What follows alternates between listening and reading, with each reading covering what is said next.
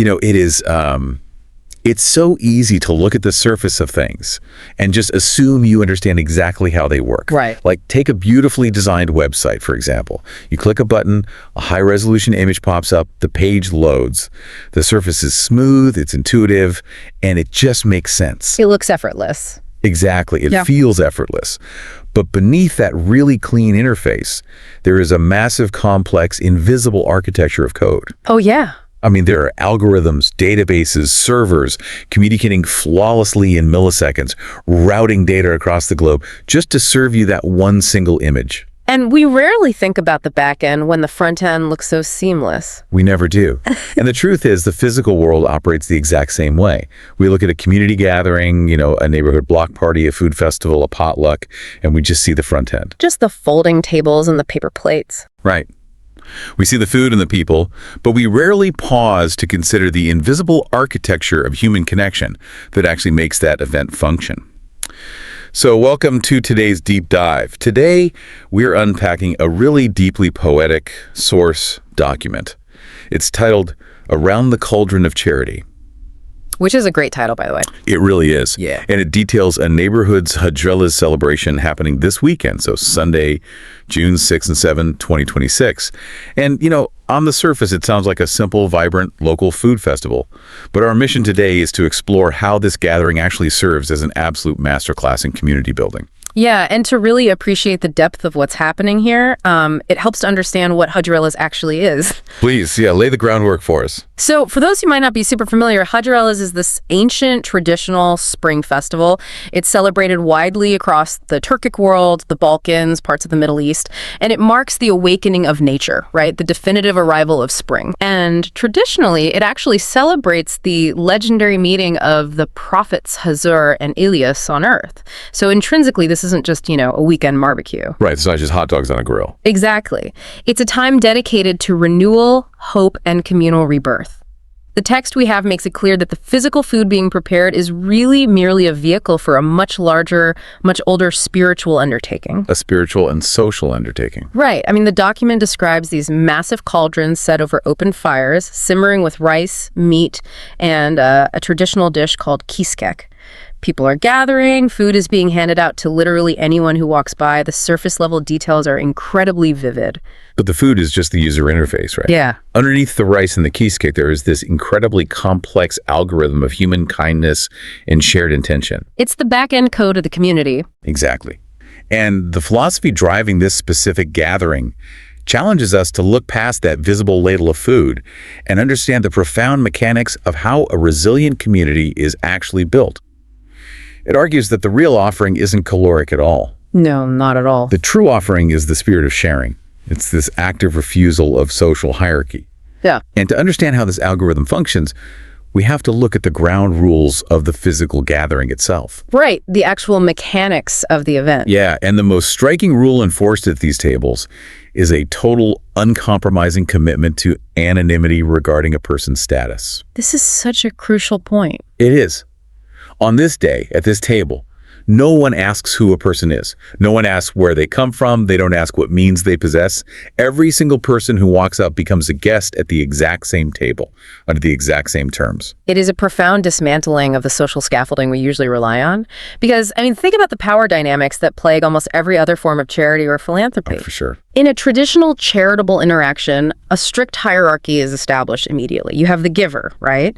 The one who possesses the resources, the agency, the power, and you have the receiver who lacks all of those things. And even with the absolute best intentions from everyone involved, that dynamic can really strip away human dignity. It does. It places a really heavy psychological burden on the person receiving. It creates this debt of gratitude, and it constantly reminds them of their deficit. Yeah. But by entirely stripping away societal labels, wealth, and background, this gathering completely neutralizes that toxic dynamic. It's fascinating because it is so wildly countercultural to how we operate in modern society. When you walk into a networking event, a dinner party, or, even when you just meet a new neighbor, what is the very first question out of your mouth? So what do you do for a living? Exactly. What do you do? We are deeply conditioned to categorize each other instantly. We use those labels, job titles, zip codes, the kind of car you drive, to figure out exactly where someone fits in the social hierarchy. we use it to decide how much respect to give them. Right. And frankly, what potential value they might hold for us. So this intentional anonymity is, it's radical. You don't know if the person handing you a plate of food is a bank manager or someone struggling to pay their heating bill. And they don't know who you are either. Right.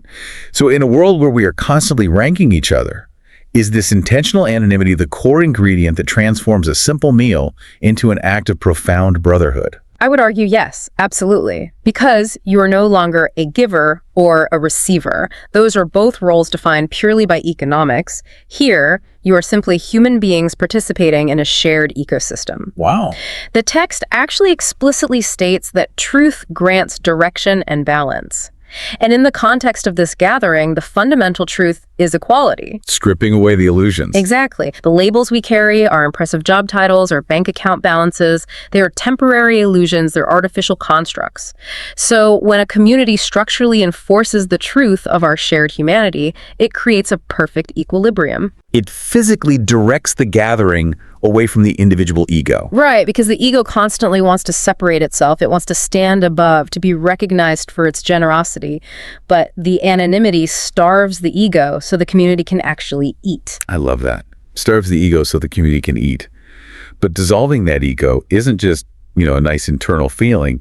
It physically changes how the community operates. And this leads us directly into the core philosophical argument driving this entire source document. The relationship between the visible and the invisible. Yes. The text argues that form and essence must be in perfect harmony. Appearance should reflect reality. Right. So the outward physical actions, the chopping, the cooking, setting up the table, serving the strangers, that is the form. Yeah. But the compassion, the generosity, the urge to benefit others, that constitutes the essence. And the argument posits that when those invisible internal qualities genuinely exist within a group of people, they just cannot be contained. And spill over. They have to find expression in the physical world. The author draws this stark contrast, noting that goodness is inherently constructive. It builds, it repairs, it improves, and it cultivates. While evil destroys and damages. Right, it exceeds proper limits. So true goodness inherently requires action in the physical world. It demands a footprint. But wait, let me play devil's advocate here for a second. Okay, go for it. Isn't it incredibly easy to just fake the form? We see performative charity all the time. Oh, absolutely. We see massive corporate PR stunts where the oversized check is huge, the cameras are flashing, the press release is perfectly crafted, but the actual intent behind the scenes is entirely hollow or, totally self-serving. Yeah, we see that constantly. Or even on an individual level. A person can easily go through the motions of serving food just to look good to their neighbors. So if the form can be so easily mimicked, how does this text argue that the outward action actually proves any inner goodness exists? That is a great question. And the distinction really lies in the concept of cultivation versus transaction. Okay, unpack that. The philosophy emphasizes that goodness nurtures the noble side of human nature, whereas evil wears it away. So a PR stunt or, a performative social media post, it doesn't nurture anything. It's just a transaction. Exactly. It's a sterile, calculated transaction designed to check a box or manage a reputation. And honestly, it actually exhausts the people involved because it isn't being fed by a genuine internal source. That makes sense. But think about the physical reality of what is actually happening at this Hıdırellez celebration. Spending days preparing massive amounts of food, sourcing all the ingredients, standing over open fires, sweating in the heat, and serving anyone who walks by without demanding any recognition. You can't fake that for long. Right. That level of sustained physical and spiritual exertion fundamentally changes the people doing it. It's not a transaction. It's an ongoing practice. Like building muscle, You are physically reinforcing the invisible traits you want to possess through repeated, strenuous action. Exactly. You are putting the body to work to train the spirit. A person grows richer in the truest sense only by directing themselves toward what is good. Performative charity is fundamentally unsustainable over the long term. It runs out of gas. Right. But when the form and the essence are actually in harmony, the act of giving generates its own energy. It doesn't deplete the community's reserves. It actively charges the collective battery. Which is such a powerful image. And that concept of generating energy, through shared physical action, brings us to another guiding rule of this gathering. And it's a really striking visual from the text. The shared tray. Yes, the text describes several people carrying a single large tray together. The underlying rule here is that charity is not meant to be carried by one person alone. It is lifted by the shoulders of an entire community. Right. There's a key quote here. Goodness becomes lighter when shared and stronger when carried together. Beautiful. It is. And we usually think of philanthropy as this solitary virtue, right? The lone wealthy benefactor swooping in to save the day single-handedly. But this image entirely redefines the concept. It shifts it from a top-down individual handout into a horizontal shared ecosystem. It completely reimagines the physics of community support. Yes, it's like structural engineering. Oh, I like that comparison. Think about it. If you look at traditional charity, it functions like a single pillar holding up a roof. If that one benefactor leaves or runs out of money or just changes their mind, The whole pillar cracks. the entire structure collapses. The people depending on it are left vulnerable because the system was fragile by design. It's terrible engineering. Right. When you build a massive, enduring structure like a cathedral, you don't just put one giant pillar right in the middle. That puts an immense, unsustainable amount of pressure on one central point. You have to distribute the load. Exactly. You distribute the load across multiple load-bearing pillars around the edges, connected by arches and buttresses. Yeah. By sharing the weight, the entire building becomes infinitely stronger and incredibly resilient to external stress. So the shared tray they're carrying is the social equivalent of a vaulted ceiling? Exactly. Does this text basically argue that true charity has to be horizontal? It absolutely does. And the specific food they are making, the keşkek, perfectly embodies that structural engineering you're talking about. Oh, how so? Well, keşkek isn't just a simple soup you can leave simmering on a stove while you go watch TV. The preparation of traditional keşkek requires the wheat and the meat to be beaten continuously with heavy wooden mallets. Oh, wow. Yeah, for hours. Yeah. Until it reaches this specific, smooth consistency. It is exhausting, back-breaking labor. One person simply cannot do it alone. So the recipe literally requires the community to function as a unit? Yeah. Yes. The community has to take turns. They have to share the mallets. The physical reality of the recipe demands a shared burden. The food itself enforces community reliance. The invisible web of connection is made visible through the shared labor. That is incredible. And that shared environment becomes the real offering. The gathering functions as a living, breathing organism. Meals are shared, yes, but the text reminds us that this environment is where respect for elders, love for children, and hospitality are actually experienced. Every single one of those acts, a sincere greeting, a moment of respect, functions as a load-bearing pillar. Precisely. The author actually includes this wonderful couplet in the document. A ladle of food is seen, yet the secret dwells within the heart. Goodness grows when shared, and there its blessings truly start. The secret dwells within the heart.